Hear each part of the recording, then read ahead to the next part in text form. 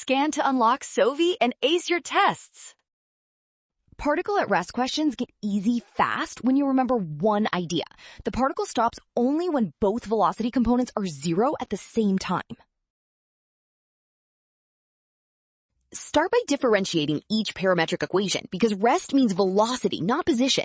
That gives x prime of t equals 4t cubed minus 12t squared and y prime of t equals 3t squared minus 27. Now set both derivatives equal to 0. Factor x prime as 4t squared times quantity t minus 3, and factor y prime as 3 times quantity t minus 3 times quantity t plus 3.